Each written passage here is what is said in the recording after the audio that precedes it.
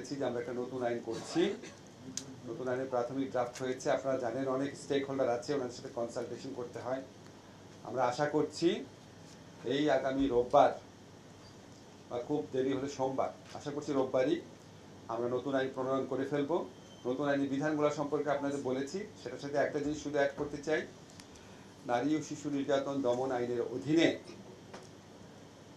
শুধুমাত্র শিশু ধর্ষণ ও বলাৎকারের ঘটনাগুলো দ্রুত উপযুক্ত বিচার নিশ্চিত করার জন্য আমরা স্পেশাল ট্রাইব্যুনাল গঠন করতে যাচ্ছি। ওই স্পেশাল ট্রাইব্যুনাল গঠনের বিধান থাকবে, যে স্পেশাল ট্রাইব্যুনাল কাজ হবে শুধুমাত্র শিশু ধর্ষণ আর বলাৎকারের ঘটনার বিচার করা, যাতে এটা দ্রুত করা যায়, যাতে এখানে সর্বোচ্চ রাষ্ট্রের মনোযোগ দেওয়া যায়। এটা ছাড়া আপনাদের একটা বলার কিছু নাই। ধর্ষণ ব্যক্তি পর্যায়ের একটা অপরাধ ঘটনা, কিন্তু এটা নিয়ে রাষ্ট্রের দায়িত্ব আছে। আমি আপনাদেরকে নিশ্চিত করতে চাই যে এখানে আমাদের বিন্দু মাত্র অবহেলা নাই। আপনারা দেখেছেন সাথে সাথে অপরাধীদেরকে গ্রেফতার করা হয়েছে, পরের দিন ডিএনএ স্যাম্পল গ্রহণ করা হয়েছে।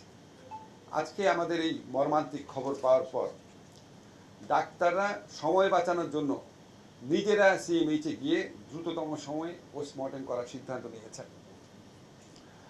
আমরা আমাদের দায়িত্ব পালন করব।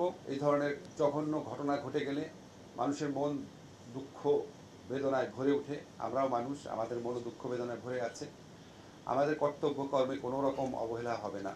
কিন্তু আপনাদের কাছে অনুরোধ, এই ইস্যুকে কেন্দ্র করে যারা দেশে নৈরাজ্য সৃষ্টি করতে চায়, আপনারা তাদের দিকে লক্ষ্য রাখবেন। আমরা এই ইস্যুকে কেন্দ্র করে কোনো নৈরাজ্যকে আমরা বরদাস্ত করব না।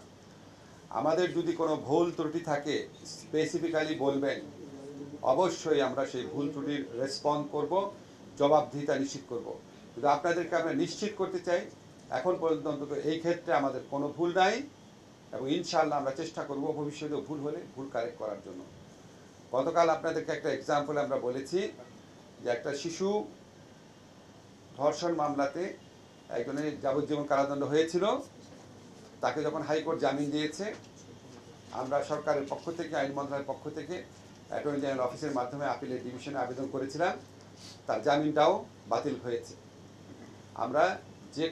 আমরা এই ক্ষেত্রে জিরো টলারেন্স তো পুরনো কথা। আপনাদের শুধু একটা জিনিস জানিয়ে রাখি যে আমাদের এই উপদেষ্টা মণ্ডলীতে এমন মানুষ আছেন যারা দীর্ঘদিন নারী এবং শিশুদের অধিকার রক্ষার জন্য আন্দোলন করেছেন অথবা মানব অধিকারের জন্য আন্দোলন করেছেন।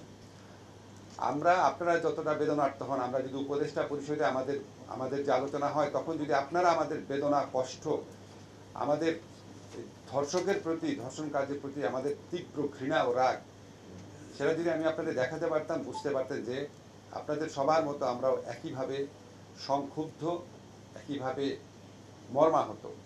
এবং পার্থক্য হচ্ছে আমাদের যেহেতু ব্যবস্থা নেওয়ার স্কোপ রয়েছে, আমরা অবশ্যই সকল রকম ব্যবস্থা নিচ্ছি। এর বাইরেও যদি আপনাদের সাজেশন থাকে, যে কোনো সময় আমাদের সাথে, কালকে আমাদের মেয়েদের একটা দল এসে আলোচনা করেছে, এর বাইরেও যদি আপনাদের মনে হয় যে আরও কোনো প্রস্তাব আছে, আপনারা আমাদেরকে জানাবেন, সুনির্দিষ্ট প্রস্তাব জানাবেন। কিন্তু এই ব্যাপারকে কেন্দ্র করে দেশে যারা অন্য নাগরিকদের জন্য ভোগান্তি সৃষ্টি করছে, যারা অস্থিতিশীল পরিবেশ তৈরি করতে চায়, তাদের দিকেও আপনারা নজর রাখবেন। আমরা সবাই আসিয়ার জন্য দোয়া করব। আমরা সবাই এই বিচারের জন্য অপেক্ষা করব।